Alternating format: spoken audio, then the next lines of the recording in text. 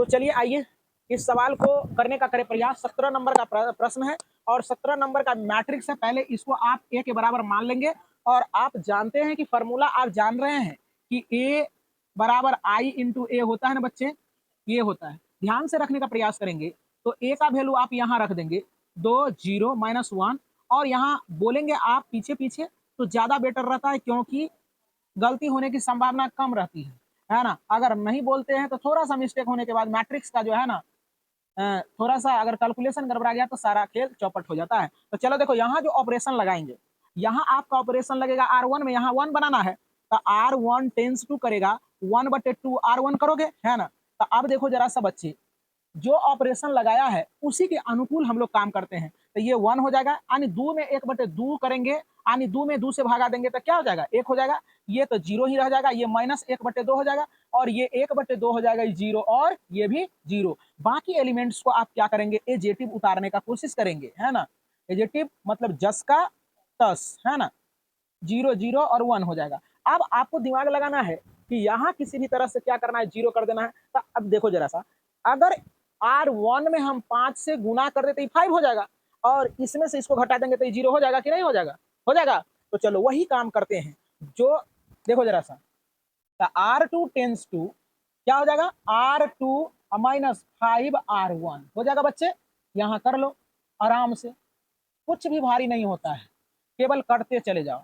R1 में कुछ नहीं किया है तो इसको उतार दो, -1/2, इसके बाद 1/2 0 और 0। अब दूसरा में ऑपरेशन लगाया है तो यहाँ देखो 5 लिखेगा, देखने का प्रयास करें। देखो यहाँ जो कह रहा है वही काम करेंगे। कहता है R2 तो R2 5 है, लिख लीजिए, माइनस कीजिए। कहता है 5 गुना R1 कीजिए, R1 की जगह पर 1 है, इसका कैलकुलेशन करेंगे 0 आ जाएगा, यहाँ 0 हो जाएगा। अब दूसरा का कैलकुलेशन कर लो 1 माइनस, अब देखो 5 गुना 0 करेंगे तो ये 1 रह जाएगा, तो यहाँ 1 पुट कर देंगे। अब देखो जरा सा, हाँ 1 हो जाएगा। अब देखने का प्रयास करो, है ना। यहाँ है 0 और 0 माइनस 5 गुना R1 का मान है -1/2, तो इसका कैलकुलेशन जब करेंगे तब +5/2 हो जाएगा, तो यहाँ 5/2 लिख देंगे। और इसी प्रकार से यही ऑपरेशन के अनुकूल आप इसमें काम करेंगे। तब देखो जैसे जरा सा 0 लिखेंगे, ये लिख दिए, और माइनस 5 गुना R1 करेंगे तो R1 के वैल्यू क्या है 1/2, तो ये क्या हो जाएगा -5/2, है ना। अब देखो 1 माइनस, इसमें 0 से 5 से गुना करके घटाएंगे तो यही ना रह जाएगा, तो 1 लिख देते हैं। और यहाँ है 0 और फिर 0 और माइनस 5 गुना 0 करेंगे तो ये 0 रह जाएगा। अब देखो, अब R3 को आप एजेटिव उतार देंगे, 0 1 3, इसके बाद क्या हो जाएगा 0 0 1 हो जाएगा बच्चे। आप बच्चे यहाँ देखने का प्रयास करेंगे। अब क्या करना है, यहाँ क्या करना है, 0 लाना है, तो ऑपरेशन लगा दो, R3 tense to R3 minus R2 हो जाएगा बच्चे, है ना। करो ये ऑपरेशन, आराम से करो, कोई दिक्कत की बात नहीं है। तो R1 को लिख दो 1 0 -1/2 और 1/2 और 0 और 0। अब देखो इसमें करेंगे, इसमें से इसको घटाना है तो 0 रह जाएगा, इसमें से इसको घटाना है तो क्या हो जाएगा बच्चे, इसमें से इसको घटाना है क्या हो जाएगा, हाँ R3 में से, तो 0 में से 0 को घटाएंगे 0 ना रह जाएगा, अब फिर 1 में से 2 को घटाएंगे तो क्या हो जाएगा 0 ना हो जाएगा। सॉरी यार सॉरी, अच्छा 3 में करना है ना, तो ये तो एजेटिव रह जाएगा 0 1 और 5/2 और यहाँ -5/2, यही सब मिस्टेक होता है, जरा सा भी इधर उधर करेंगे बस, तो यहाँ 0 रह जाएगा और यहाँ क्या हो जाएगा 0 होगा कि नहीं होगा। अब देखो, अब यहाँ जो है कहता R3 को लिखिए तो 3 माइनस 5/2, तो 6 - 5/2 हो जाएगा, तो क्या हो जाएगा यहाँ बच्चे 0 0 1/2 हो जाएगा ना। अब यहाँ देखने का करें प्रयास, यहाँ क्या हो जाएगा तुम्हारा, इसमें से इसको घटाएंगे तो 0 माइनस -5/2, तो ये क्या हो जाएगा +5/2, 5/2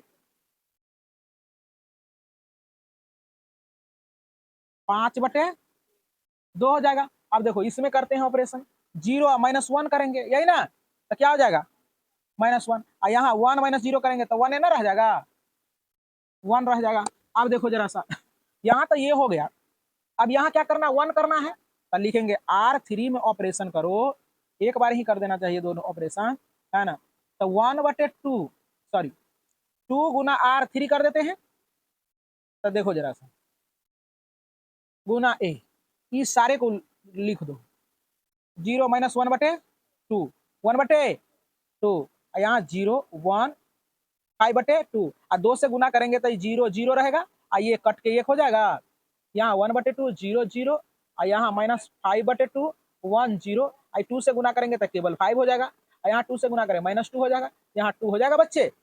अब देखो जरा सा, अब क्या करते हैं, अब यहाँ क्या करना है तुम्हें, यहाँ 0 लाना है ना, तो 0 लाने के लिए यहाँ क्या करना पड़ेगा जरा सा देखो, R2 टेंस यहाँ देखने का प्रयास करें, R2 tense R2 minus minus देखो यहाँ हो जाएगा 5/2 R3। अब तू लोग पकड़ने लगा ऑपरेशन को, है ना। अब देखो जरा सा, तो इसके अनुकूल कैलकुलेशन करते हैं। चलो देखो, इसको तो लिख दोगे 1 0 माइनस 1/2, यहाँ क्या हो जाएगा 1/2 0 0 हो जाएगा। अब यहाँ करेंगे इसके अनुकूल ऑपरेशन करो, तो देखो R2 का वैल्यू क्या है 0 और माइनस 5/2 अगुना R3 का मान क्या है 0, तो कैलकुलेशन करेंगे तो क्या हो जाएगा 0 हो जाएगा पक्का। अब देखो R2 तो 1 और माइनस यहाँ 5/2 R3 का मान क्या है 0, तो इसको 0 कर देगा, कैलकुलेशन करेंगे 1 होगा, तो यहाँ 1 हो जाएगा। कोई दिक्कत कोई बच्चा को। अब देखो जरा सा समझने का प्रयास करो, बहुत रोचक सवाल है। अब देखो क्या है, R2 का वैल्यू 5/2 और माइनस क्या कह रहा है 5/2 अगुना R3 का वैल्यू क्या है 1, तो इसको जब सॉल्यूशन करेंगे तो ये 5/2 में से 5/2 जाएगा तो क्या हो जाएगा 0 हो जाएगा बच्चे। अब उसका कैलकुलेशन कर लो उधर वाले का, है ना, तो उधर वाले का कैलकुलेशन करेंगे तो कह रहा है -5/2 और -5/2 गुना R3 क्या है बच्चे 5, तो -5/2 और -25/2 2 -5 और -25 तो क्या हो जाएगा -30/2, ये कट जाएगा, कितना हो जाएगा -15 होगा या नहीं होगा। अब फिर अगला कैलकुलेशन कर लो, कह रहा है कि R2 को लिखिए, इसके बाद -5/2 गुना R3 कीजिए, तो R3 करेंगे तो क्या हो जाएगा -2, इससे ये बर्बाद होगा 1 और प्लस क्या हो जाएगा 5 होगा, तो यहाँ 6 लिख सकते हैं। अब देखो यहाँ, अब क्या हो जाएगा 0 -5/2 गुना R3 का वैल्यू क्या है 2, इससे ये कट जाएगा तो -5 लिख सकते हैं, -5 होगा रे बच्चे। अब 10 का 10 तो 0 0 1, इसके बाद क्या 5 -2 और 2। अब देखने का प्रयास करें, अब यहाँ हमें क्या करना है 0 कर देना है, तो R1 में ऑपरेशन लगाओगे, R1 tense to R1 minus, अब लिखेंगे 1/2, अब माइनस यहाँ पहले से माइनस है तो यहाँ प्लस लगा देंगे, है ना, क्या हो जाएगा बच्चे R3। कोई दिक्कत कोई बच्चा को। अब देखो यहाँ देखो, आंख बंद करके यहाँ लिखते चले जाओ, हो गया। अब देखो जरा सा, अब इसका थोड़ा सा कैलकुलेशन कर लो। R1 में ऑपरेशन किए हैं, R1 में जो ऑपरेशन किए हैं एक बार लिखने का प्रयास करो। यहाँ देखो R1 1/2 है और प्लस 1/2 अगुना R3 तो 5 हो जाएगा, तो 1/2 और प्लस 5/2 2 1 प्लस 5 तो 6/2 कट के क्या हो जाएगा 3। कोई दिक्कत। अब फिर इसके लिए कर लो, इसके लिए 0 हो जाएगा अब प्लस 1/2 अगुना R3 का वैल्यू क्या है -2, इससे ये बर्बाद हो जाएगा, तो आंसर क्या आ जाएगा -1। अब देखो फिर क्या है, देखो R1 का वैल्यू 0 आते करो प्लस 1/2 R3 क्या है 2, इससे ये कट जाएगा, क्या हो जाएगा 1 हो जाएगा। आसान है कि भारी, बेहद आसान है ना। -15 6 -5 5 -2 और 2, इसीलिए देयरफॉर ए इनवर्स बराबर आपका क्या हो जाएगा बच्चे 3 -1 1 -15 6 -5 5 -2 और 2, यही आपका उत्तर हो गया।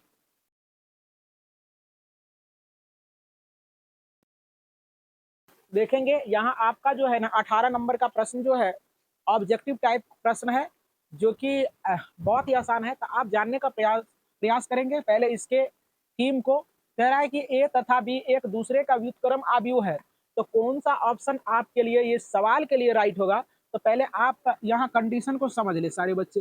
पहले ए इनवर्स गुना ए बराबर आइडेंटिटी होता है, फिर ए गुना ए इनवर्स बराबर आइडेंटिटी होता है, फिर जरा सा देखने का प्रयास ए गुना बी बराबर आइडेंटिटी होता है, फिर आपका बी गुना ए बराबर आपका क्या होता है आइडेंटिटी होता है।